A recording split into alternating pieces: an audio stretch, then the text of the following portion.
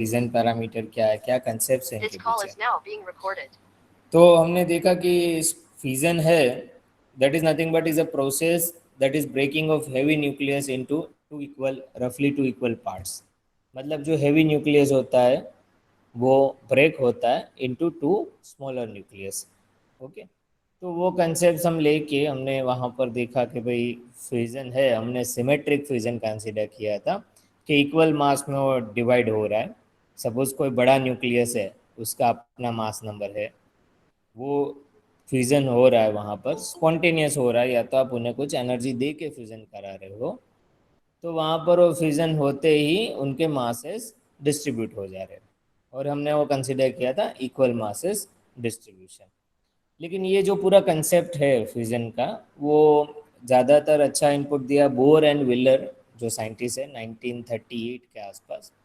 Okay, उन्होंने फिर से ये लिक्विड ड्रॉप मॉडल यूज़ किया, उसमें वैसे semi empirical mass formula use करके उन्होंने पूरा कंसेप्ट बताया कि फ्यूजन में उनका क्या रिलेशंस रहेगा, कौन से एटॉमिक नंबर और कौन से मास नंबर के बाद स्पॉन्टेनियस फ्यूजन हो सकता है।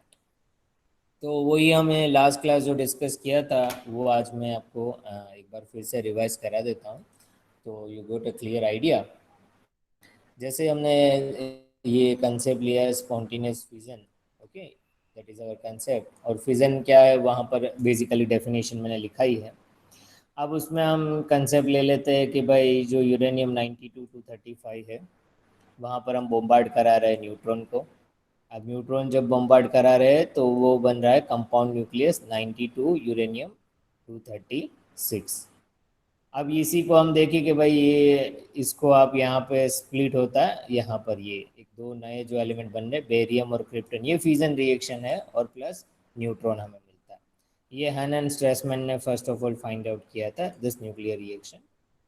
तो बेसिकली जब न्यूट्रॉन बम्बार्ड करता है यूरेनियम में, तो हमें फ्यूजन प्रोसेस देखने में आता है कि they split into two other nucleus that is barium and a krypton. तो यहाँ पर हमने ये कंसेप्ट देखा था। फिर हमने ये एक आप देख लीजिए, यहाँ पर एक डायग्राम मैंने प्लॉट किया है, जो फिगर आप देख रहे हो यहाँ पर, और ग्राफ हम कहते हैं। तो मास नंबर है on x axis and binding energy पर nucleon which is in MeV on y axis. तो उसे आप प्लॉटिंग करते रहते, तो ये प्लॉटिंग कर दीजिए। तो हैवी न्यूक्लियस जो है वो आपको इस रीजन में मिलेंगे, this will be heavy nucleus. Okay, और मीडियम न्यूक्लियस है वो कहीं यहाँ पर आएंगे स्प्लिट होके। तो यहाँ पर हम वही देखते हैं कि हैवी न्यूक्लियस है उनकी यहाँ पर रहती है, और ये जो न्यूक्लियस है बेरियम क्रिप्टॉन जिसके मास नंबर है 143 90, मतलब आसपास, तो इस रीजन के आसपास कहीं मिलते हैं। तो अप्रोक्सीमेटली हम देख सकते हैं कि इसकी बाइंडिंग एनर्जी अप्रोक्सीमेटली हम ले रहे हैं, नॉट एग्जैक्ट। तो इसको आप प्लॉटिंग करोगे यहाँ पर तो नियरली 7.6 के आसपास आ रहा है। If you plot this year that will B 7.6 MeV। और इसको आप प्लॉटिंग करोगे यहाँ पर तो नियरली 8.5 MeV के यहाँ मिल रहा है। ओके, तो ये ग्राफ से हम ये यहाँ पर देख सकते हैं कि यहाँ पर वो हमें ये रिजल्ट्स मिल रहे हैं। अभी बाइंडिंग एनर्जी पर न्यूक्लियंस यहाँ पर 8, मतलब ये क्या कंसेप्ट बता रहा है कि जो हैवी न्यूक्लियस है उसकी बाइंडिंग एनर्जी पर न्यूक्लियन कम है 7.6 MeV। जब वो स्प्लिट हो जाता है और वो उससे कम मास वाले नंबर पे जाता है, जैसे कि मीडियम वेट न्यूक्लियस, वो इक्वली मास में डिस्ट्रीब्यूट करते हैं, तो उसकी बाइंडिंग एनर्जी पर न्यूक्लियन बढ़ रही है। ओके, तो उससे हमने क्यू वैल्यू फाइंड कर दिया था। क्यू वैल्यू फाइंड हम कर सकते हैं इनका, जैसे कि यहाँ पर लिखा है कि रेस्ट मास क्या हो रहा है, डिक्रीज हो रहा है, इंक्रीज हो रहा है, what is the value of q in equation a. इसकी क्यू वैल्यू हमने फाइंड की थी, ये इक्वेशन का क्यू वैल्यू हमने फाइंड आउट कर लिया। तो इसका क्यू वैल्यू फाइंड करना है तो क्यू वैल्यू आप इजीली फाइंड कर सकते हो कि initial mass minus the final mass, और मास एनर्जी रिलेशन आप यूज़ करके उन्हें देख लीजिए, initial mass minus final mass. और उसकी हमने इक्वेशन बना दी थी that is x m x, उसका mass m y and m z, तीनों के लिए हमने ये इक्वेशन फाइंड आउट कर लिया था। M x is defined as mx is defined as z into mass of proton plus n into mass of neutron into c square minus the binding energy। तो binding energy उसकी क्या मिल रही है mx के लिए, okay, that will B 7.6 MeV जो heavy nucleus है। और वहाँ पर जो डॉटर न्यूक्लियस है उनकी 8.5 MeV। तो ये इक्वेशन आप बना दो mx के लिए, फिर my के लिए, mz के लिए। z आप जो भी डिफाइन कर रहे हो, इसके लिए हमने z डिफाइन किया था, my के लिए z1, m2 के लिए, mz के लिए z2। वैसे ही न्यूट्रॉन नंबर डिफाइन कर दो और उसी हिसाब से मास नंबर आपको डिफाइन कर देना है। ओके, तो आप क्यू वैल्यू यहाँ पर उसका फाइंड आउट करोगे कि इनिशियल मास जो है mx माइनस दिस, जो कैंसिल हो रहे टर्म वो कैंसिल कर दीजिए, और आप रिजल्ट उनका देखोगे तो 8.5 MeV into A1 plus A2 minus this, तो आपको 0.9 A मिल रहा है। अब 0.9 A उसकी क्यू वैल्यू आ रही है। अब A डिपेंडेंट टर्म है, A कौन सा है, तो अभी हम ले रहे हैं कि A is near around 240। Okay, 240 के आसपास है ए है, तो हमें क्यू वैल्यू क्या मिलेगा, 216 MeV। वो क्या है, पॉजिटिव वैल्यू है, q equal to positive. Okay, तो रेस्ट मास क्या होगा, that is rest mass decreases. मतलब क्यू पॉजिटिव रहता है तो आपको पता ही है कंसेप्ट, अपने बैचलर्स में भी पढ़ा होगा कि क्यू वैल्यू का टर्म से आप बता सकते हो क्यू वैल्यू कैसी है, पॉजिटिव है या नेगेटिव है। पॉजिटिव होगी, ओके, तो उसका क्या होगा, kinetic energy of the product is increases. मतलब वहाँ पे रिलीज ऑफ एनर्जी होगा, और kinetic energy of the product is increase, और उसे एक्सोथर्मिक रिएक्शन कहते हैं। और क्यों नेगेटिव रहता है, तो kinetic energy of the product decrease होता है, और वो रिएक्शन को हम एंडोथर्मिक रिएक्शन कहते हैं। वहाँ पे हमें कुछ एनर्जी इनपुट करना होता है। If q is negative then you has to apply some energy to break or to make a fission process. Okay, तो ये तो बता रहा है कि primarily 216 MeV energy gone to the kinetic energy of fusion fragment. मतलब ये simple बता रहा है कि ये 216 MeV जो एनर्जी है वो डिस्ट्रीब्यूट हो जाएगी फ्यूजन फ्रेगमेंट्स में। यहाँ से सिंपल ये कंसेप्ट देखा था कि जो फ्यूजन फ्रेगमेंट्स आ रहा है, okay, if you see that equation, आपको वो इक्वेशन दिख रहा होगा, हाँ देखिए, if you see that equation, ये बैरियम हमें मिल रहा है और एक मिल रहा है क्रिप्टॉन मिल रहा है। ओके, तो बेरियम और क्रिप्टॉन में ये वहाँ पर वो एनर्जी डिस्ट्रीब्यूट हो जाती है। अब 235 मास नंबर ले लो तो उस हिसाब से आपको क्यू वैल्यू मिलेगा, और वो एनर्जी डिस्ट्रीब्यूट होगी वो दोनों पार्टिकल में। ओके, तो यहाँ लिखा है primarily 216 MeV energy gone to kinetic energy of fusion fragment. जो भी फ्यूजन फ्रेगमेंट्स है उसमें वो उसकी काइनेटिक एनर्जी चली जाती है। अब हमें आगे देखना है what is the minimum a. हमारा क्वेश्चन था what is the minimum A for fusion to be energetically possible. Okay, what is the minimum a, यहाँ पर ये इसी लाइन में हम देख रहे हैं, what is the minimum A for fusion to be energetically possible. कौन से ए से फ्यूजन एनर्जेटिकली पॉसिबल है, और उसे हम कहते हैं spontaneous fusion, no external energy is applied. Spontaneous fusion, अपने आप फ्यूजन कौन से मास नंबर से पॉसिबल है, उस ये क्वेश्चन है। What is the minimum A for fusion to be energetically possible, no external energy we can apply. Okay, और उसे स्पॉन्टेनियस फ्यूजन हम कहते हैं। अब हम सिमेट्रिक फ्यूजन कंसीडर कर रहे हैं, उनका मास नंबर हमें पता ही है, that we define A1 equal to A2 which is equal to A/2। Symmetric fusion मतलब मास डिस्ट्रीब्यूट इक्वली। जो फिजन फ्रेगमेंट्स आ रहे हैं, जो डॉटर न्यूक्लियस आ रहे हैं, वैसे कहो या तो फिजन फ्रेगमेंट्स कहते हैं उन्हें, फिजन होने के बाद जो दो नए न्यूक्लियस मिल रहे हैं उसमें मास इक्वली डिस्ट्रीब्यूट है, और वो इक्वल मास डिस्ट्रीब्यूशन को हम डिफाइन कर रहे हैं A1 equal to A2 which is equal to A/2। अभी हम उनका न्यूक्लियर इक्वेशंस आप देखोगे, mass of the nucleus find करना है। Okay, mass of nucleus into c² which is equal to z time mass of proton plus n time mass of neutron into c², ये पूरा bracket में। Okay, minus the binding energy.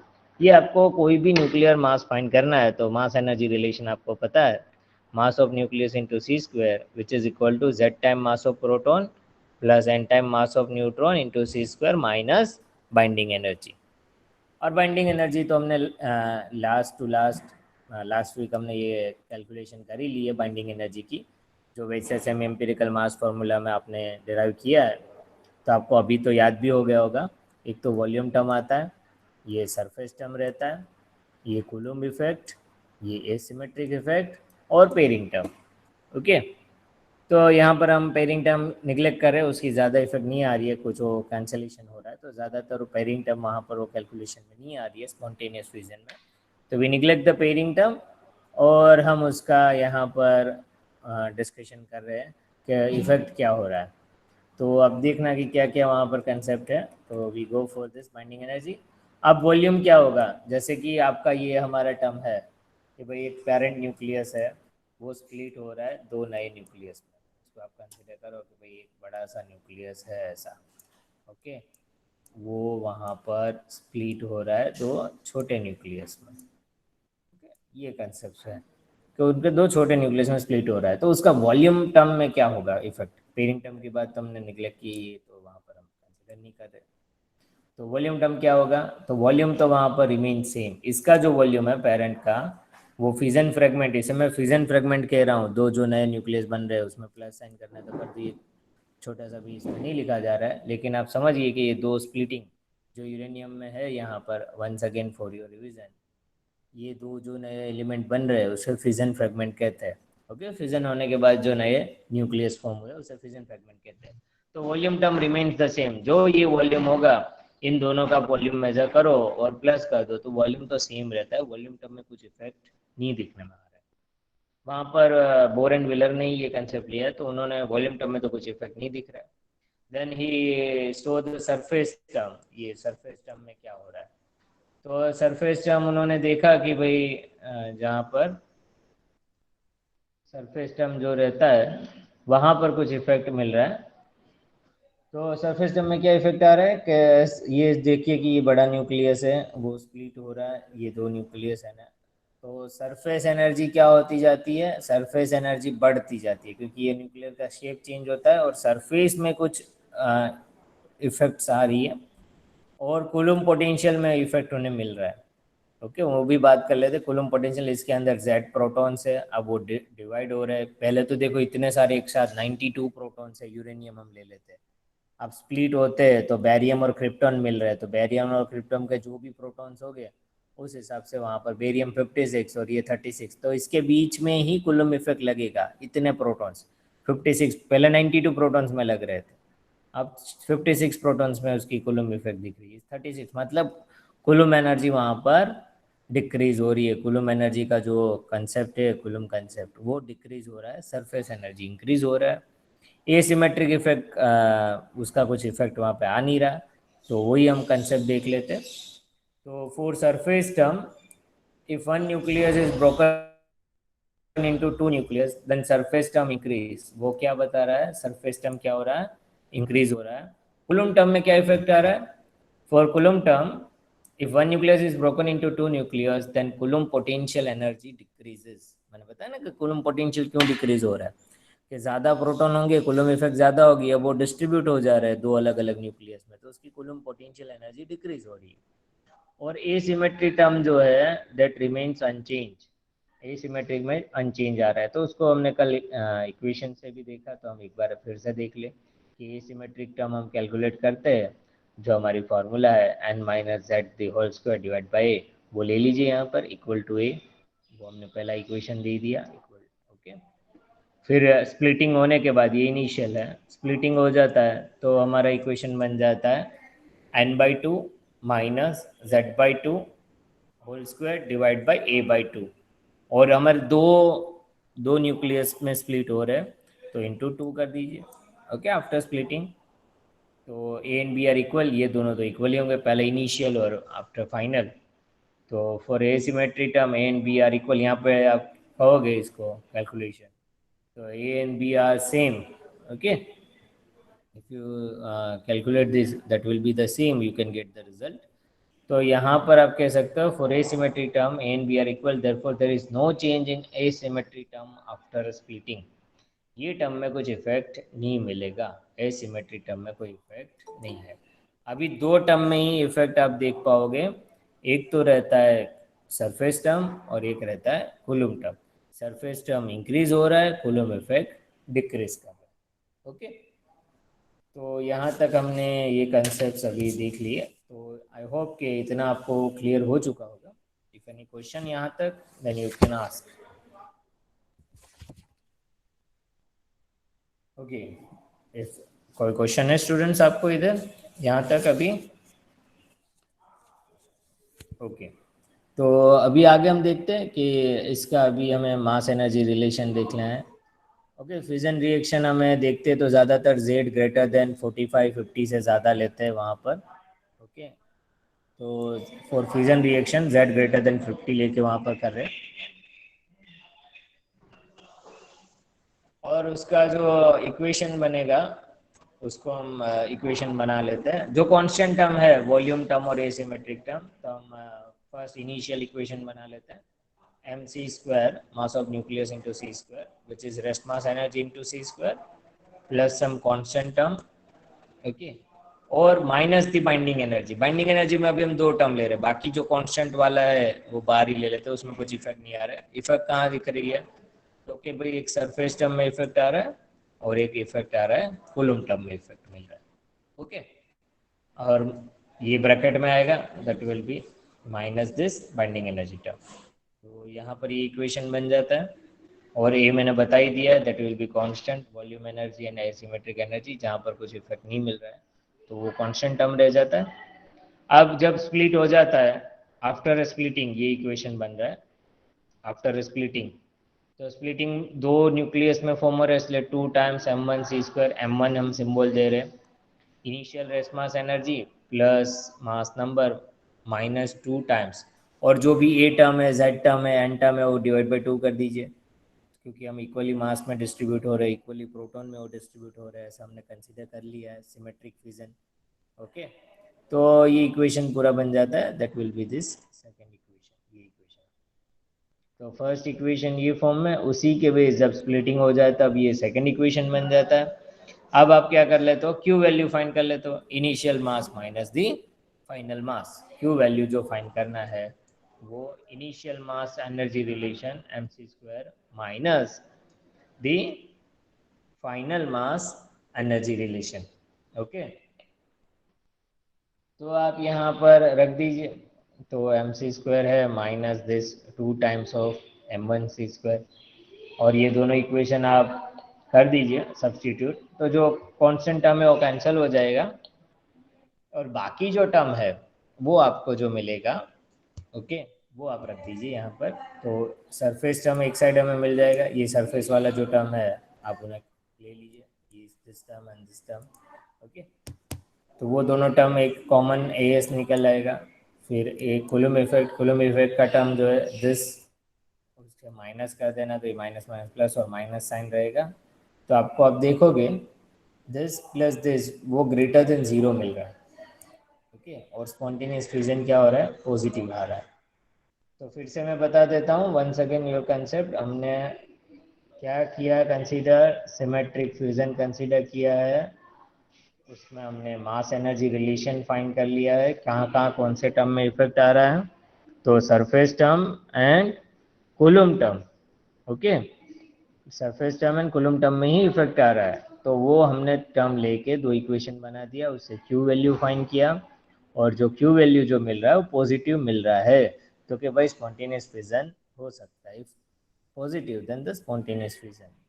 अब यहाँ पर हमारा ये वैल्यू पता है, ए एस आप ले ले तो आप सब्स्टिट्यूट करके भी चेक कर सकते हो. कोई भी मास नंबर ले लो, मास नंबर 240 ले लो, 235 ले लो, 200 ले लो, ए एस आप ले लो, 100 ले सकते हो. AS is 16.4 MeV, okay, and AC is 0.72 MeV. आप सब्स्टिट्यूट कर दीजिए. तो ये क्या बता रहा है कि A greater than 100, anything A greater than 100, the nucleus go to a fission process and reduce its energy. जो मास नंबर A से ज़्यादा होंगे, 100 से ज़्यादा, ये रिलेशन से आप देखोगे, चेक कर लिए ना आप एक बार, अलग अलग A की वैल्यू रख दीजिए ये इक्वेशन में. ये आप 100 ले लो, 150 ले लो, 95 ले लो, 90 ले लो, और ये कांस्टेंट टर्म रख के कैलकुलेशन करो क्या वैल्यू आ रही है. पॉजिटिव मिल रहा है तो स्पॉन्टेनियस फ्यूजन हो सकता है, नहीं मिल रहा है स्पॉन्टेनियस फ्यूजन नहीं हो सकता, एज पर दिस रिलेशन. मैं नहीं कर रहा हूँ कि ये सही है, बट अभी जो हम जा रहे हैं, ये जो पाथ हमने अभी ट्रैक में हम जा रहे हैं उसमें ये बता रहा है कि अभी क्यू पॉजिटिव मिल रहा है, तो यहाँ पर वो अपनी एनर्जी रिड्यूस कर देगा, अपने आप वो स्प्लिटिंग कर देगा और नए 2 न्यूक्लियस फॉर्म हो जाएगा। लेकिन आप देखोगे in general A greater than 100, so many nuclear above A greater than 100, they are very stable. अब यूरेनियम 90 to 235 है और मास नंबर 235 है यूरेनियम का, वो भी स्टेबल है, उसको भी कुछ एक्स्ट्रा एनर्जी चाहिए तब जाके वो फ्यूजन कर पाता है। तो 235 तक तो हमें पता है, या उससे ज़्यादा भी हमें पता है थोड़े मास नंबर तक, तो स्पॉन्टेनियस फ्यूजन तो कर ही नहीं रहे, कुछ ना कुछ एक्स्ट्रा एनर्जी चाहिए। ओके, कुछ ना कुछ एक्स्ट्रा एनर्जी चाहिए। तब ये कंसेप्ट अभी ये हमने इसीलिए आगे ये डिस्कस किया था, ये पूरा इक्वेशंस। फिर अब बोर एंड व्हीलर ने पूरा वो कंसेप्ट समझाया और यही बेस पे, उसी बेस पे कैलकुलेशन किया है कि स्पॉन्टेनियस फ्यूजन कहाँ से पॉसिबल है। तो उन्होंने same semi empirical mass formula use किया है बोर एंड व्हीलर ने, और उन्होंने वहाँ पर पूरी फ्यूजन की मैकेनिज्म है वो समझा दी है। Why not fusion take place by themselves, वो अपने आप क्यों नहीं हो रहा है फ्यूजन, क्यों एक्स्ट्रा एनर्जी चाहिए, उसके रीज़न वो बता रहे क्या वहाँ पर डिफ़िकल्टीज आ रही है। क्यू तो पॉजिटिव मिल रहा है, और नेचर में हम कहते हैं जब क्यू पॉजिटिव होता है तो अपने आप वो एनर्जी रिलीज कर देता है। अभी हमने ये पूरा टर्म यहाँ पे देखा, क्यू तो पॉजिटिव आ रहा है और ये तो एनर्जी रिलीज कर देना चाहिए ना, लेकिन वो नहीं कर पा रहा है नेचर में। तो फिर बोर एंड व्हीलर हमारे जो दो बड़े साइंटिस्ट है, उन्होंने वहाँ पर कंसेप्ट दिए, semi empirical mass formula use करके ही पूरा कंसेप्ट समझाया। तो उन्होंने एक डिफॉर्मेशन प्रोसेस बताई कि वो जो पूरा फॉर्मेशन होता है, स्प्लिटिंग जब होता है तो उसमें क्या क्या उसमें न्यूक्लियर के शेप में चेंजेस आ रहे हैं, उसी को बेस लेके उन्होंने पूरा ये कंसीडर समझा दिया। यहाँ पर डिफॉर्मेशन पैरामीटर जो ले रहे हैं उसको डिफाइन कर रहे हैं, आर से डिफाइन कर रहे हैं, स्मॉल आर। अब न्यूक्लियस जो है ओके, उन्होंने ले लिया स्पाइरिकल शेप और डिफॉर्मेशन पैरामीटर है are equal to 0।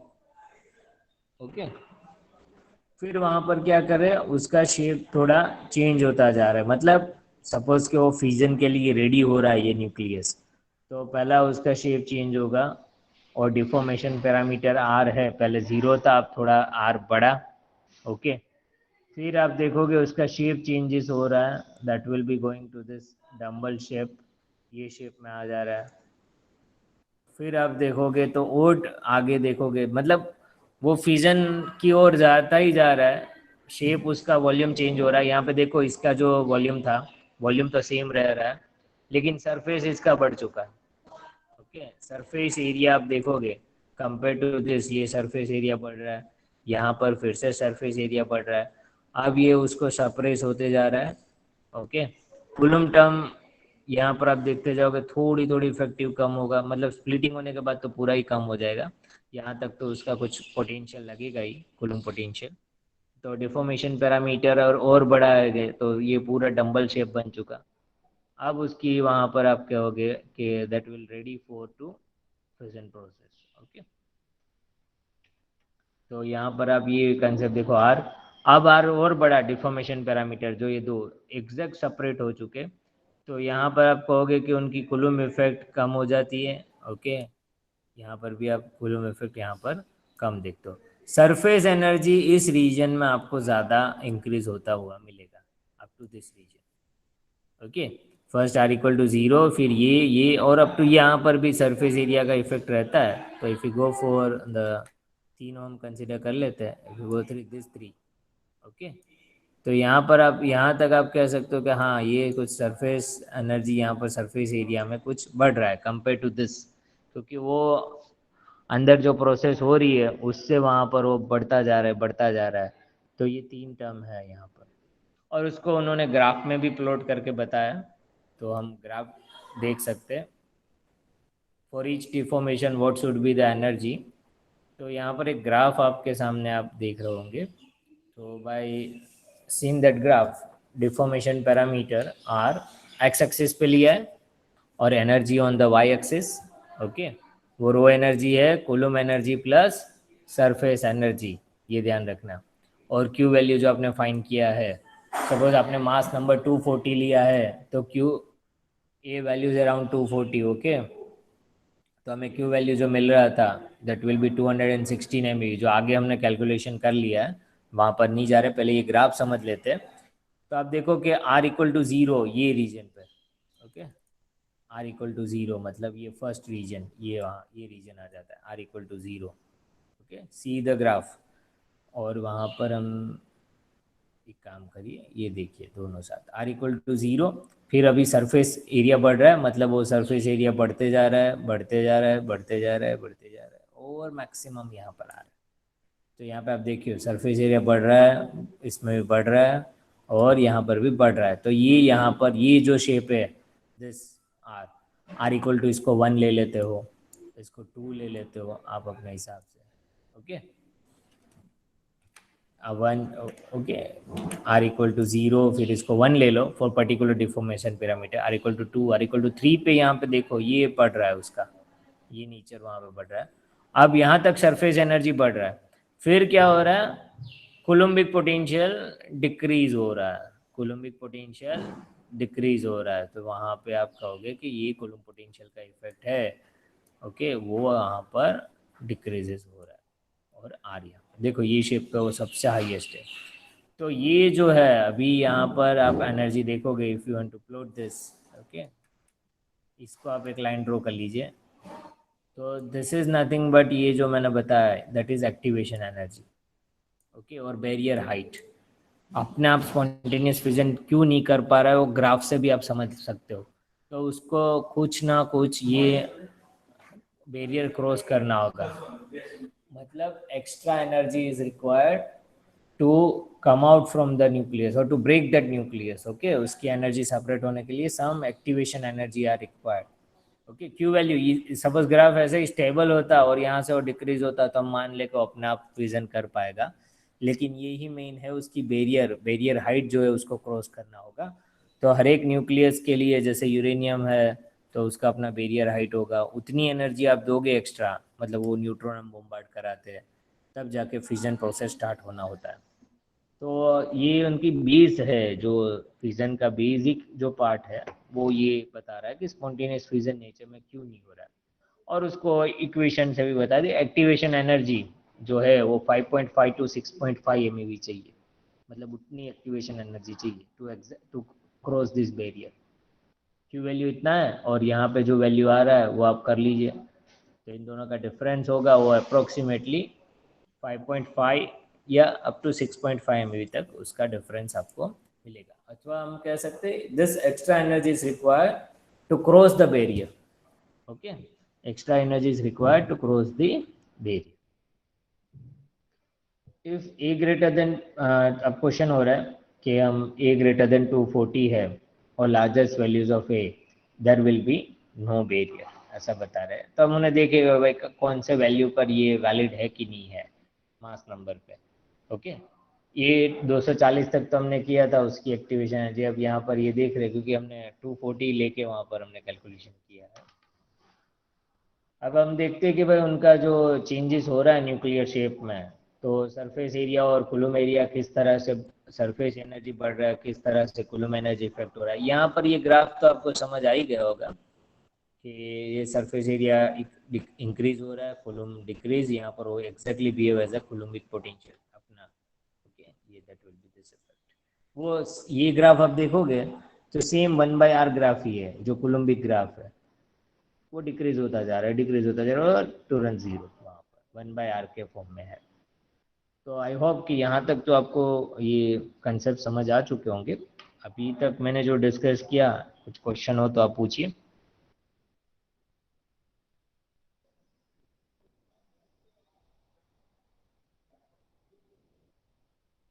Any question? No sir. No sir. Okay, अच्छा, कोई रिस्पॉन्स आपको भाई दूसरे स्टूडेंट्स कोई क्वेश्चन हो तो पूछ सकते हो, ऐसा डोंट बी हेजिटेट।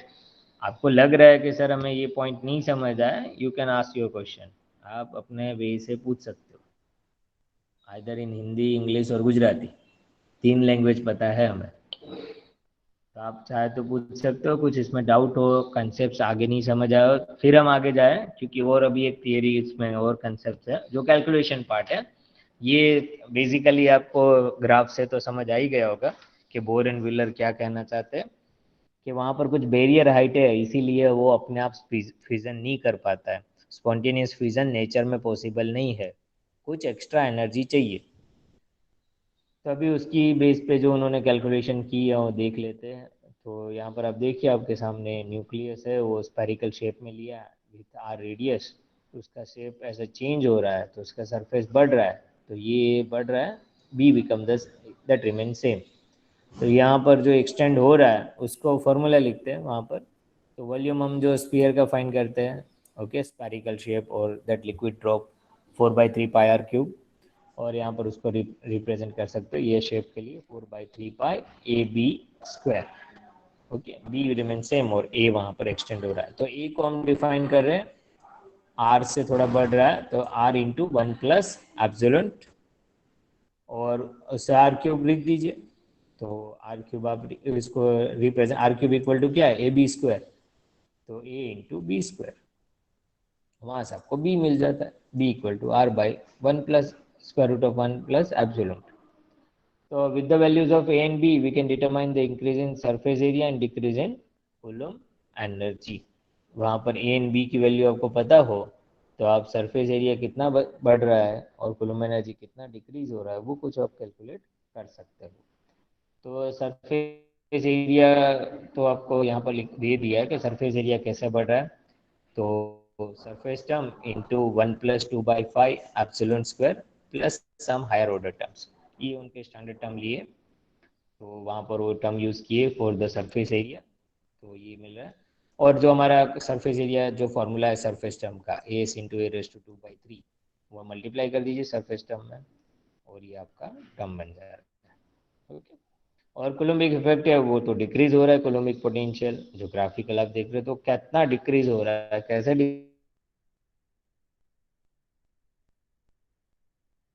डिक्रीज हो रहा है। तो ये कोलम्बिक जो टर्म है इनटू दिस कांस्टेंट टर्म लिया है यहाँ पर 1 minus, that will be 1/5ε² plus higher order terms. अभी नेट इंक्रीज कितना हुआ, ओके, तो surface energy minus Coulomb energy बता दीजिए, तो ये नेट इंक्रीज जो है वो यहाँ पर आपको मिलेगा, जो नेट इंक्रीज है। तो सरफेस एनर्जी इंक्रीज वो कितना हो रहा है वो ले लो टर्म, कूलम्ब एनर्जी डिक्रीज हो रहा है, दोनों का डिफरेंस ले लो तो नेट इंक्रीज कितना हो रहा है। ओके, वो आपको डिफरेंस लेने से आपको आंसर मिल जाएगा। ओके, नेट इंक्रीज हमें यहाँ से ये रिजल्ट मिल रहा है। अब हम और क्वेश्चन वहाँ पे देखें कि भाई इंक्रीज नहीं है, if not any increase, okay, तो स्मॉल डिफॉर्मेशन है, थोड़ा सा भी डिफॉर्मेशन है, energy start decrease, that to be happens कब हो सकता है, ये तो नेट इंक्रीज हो रहा है, कुछ नेट इंक्रीज नहीं हो रहा है, तो थोड़ा सा भी डिफॉर्मेशन, डिफॉर्मेशन मतलब कोई शेप में चेंज आ रहा है, तो थोड़ा सा डिफॉर्मेशन किया मतलब वो स्पॉन्टेनियस की कंसेप्ट की बात कर रहे हैं कि थोड़ा सा भी ई ग्रेटर देन जीरो है, okay, S minus A see that will be greater than somewhat zero, तो नेट इंक्रीज है। If it will be this term minus this term, ये आप इक्वेशन देखो, लेस देन जीरो है, तो ये बताता है कि energy start decreases. Okay, less than zero आ रहा है that will be negative term, तो एनर्जी स्टार्ट डिक्रीजेस, और उसको आप इक्वेशन उसको सॉल्व करिए, सिंप्लीफिकेशन, जो कांस्टेंट टर्म है वो बाहर ले लीजिए, एस 1/5ε² बाहर ले लीजिए, जो रिमेनिंग टर्म है ये ब्रैकेट में मैंने लिखा है, that is 2 into S minus z²/a, a⁻²/3 common ले लिया है तो आपको यहाँ पर a मिल जाएगा, और उसको सॉल्व करिए, इसको सॉल्व करिए तो आपको ये टर्म यहाँ पे 0 बन जाता है, तो ये टर्म मिलेगा आपको सेकेंड टर्म, और फिर से आप इसे सिंप्लीफाई कीजिए, इस टर्म को इस साइड ले लीजिए, तो 2as less than z²/a into coulombic term ac, और उसको आप और सिंप्लीफाई कर दीजिए तो आपको ये इक्वेशन बन जाएगा z²/a, okay, which will be greater than 2 times of as surface term divide by coulomb term, ये कांस्टेंट है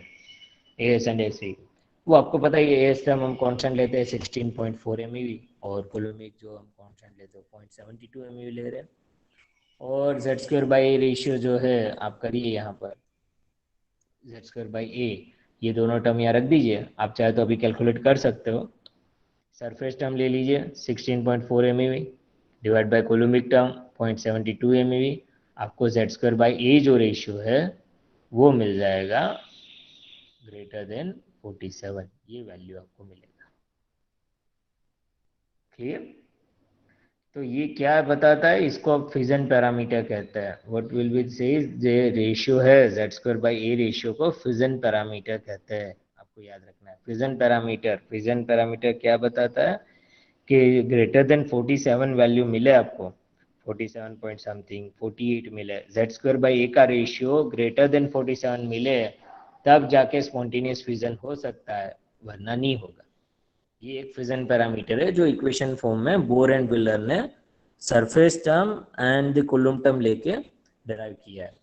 तो आपको Z की वैल्यू आप चाहे तो कैलकुलेट कर सकते हो। Z नंबर आप ले लीजिए, यूरेनियम के लिए 92 है, मास नंबर 235 है, उसका रेशियो चलो फाइंड करो यूरेनियम के लिए क्या मिल रहा है बच फ्रेंड्स।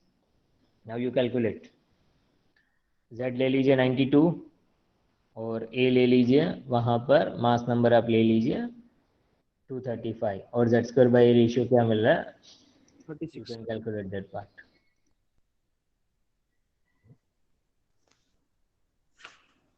36. कितना मिल रहा है? 36.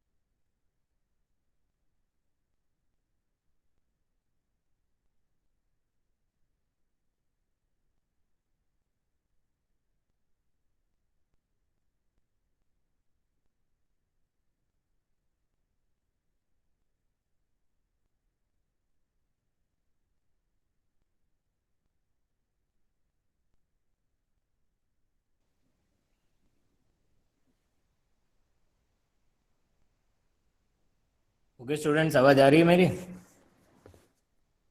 यस हाँ सर। सर। हाँ, अभी देखो, z आपको क्या लेना है? 0.4 टाइम्स ए, मतलब a ग्रेटर देन 300 के लिए हम देखते हैं। a सर 310 ले स्क्रीन लीजिए। नहीं दिख रही। कितना आ रहा है? सर स्क्रीन नहीं दिख रही। स्क्रीन नहीं दिख रही? सर दिखाई दे रही है। दिखाई दे रही है। बाकी स्टूडेंट्स चेक करिए, स्क्रीन आ रहा है? हाँ sir sir. Yes sir. Okay. थोड़ा यस जिसको सर। नहीं दिख रहा नेटवर्क आप चेक कर लीजिए अपना।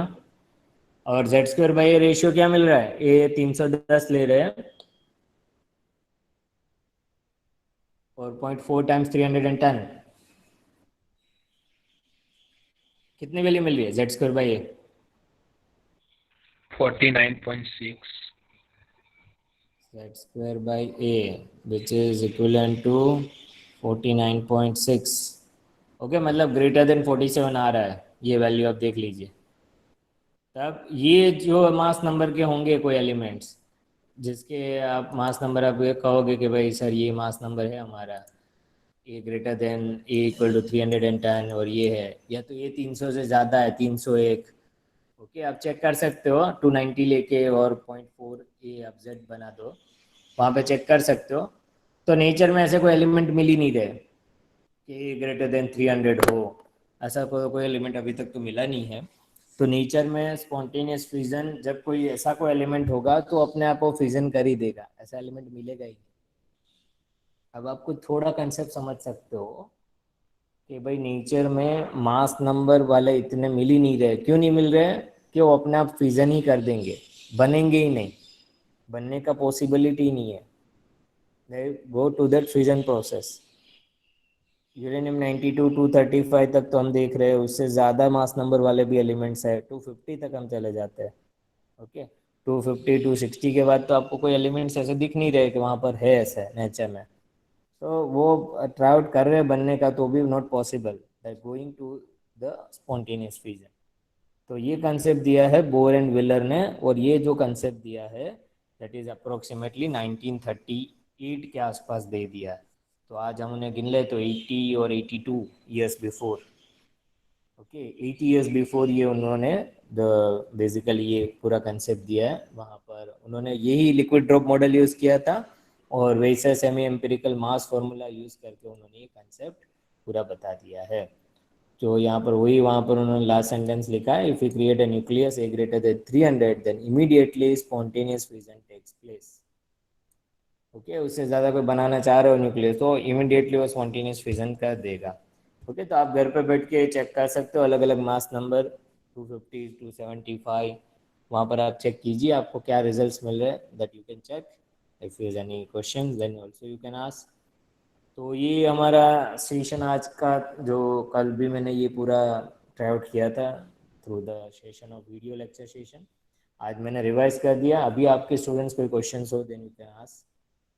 If any question in this regarding this topic तो आप वहाँ पर पूछ सकते हो। अभी कोई भी क्वेश्चंस हो आपको तो आप पूछ सकते हो, कोई डाउट्स हो तो भी आप पूछ सकते हो। ओके, इफ एनी क्वेश्चन और any doubts then you can ask.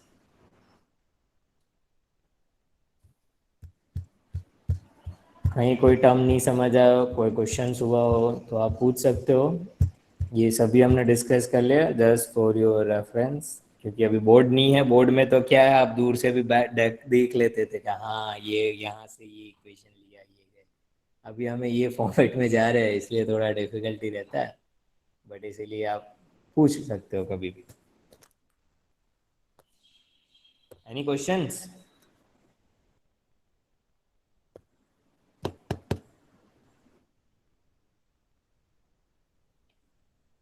समझ आया भाई विशाल? Yes, sir. ओके, कृपा बेन?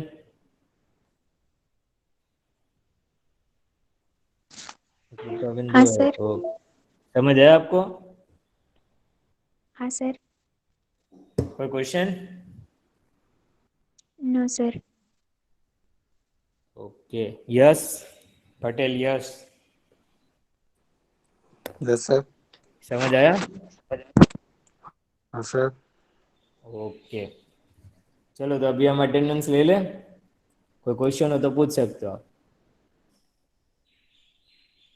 ओके, कितने स्टूडेंट्स है प्रेजेंट? 28। चलो अभी अटेंडेंस हम ले लेते हैं फटाफट।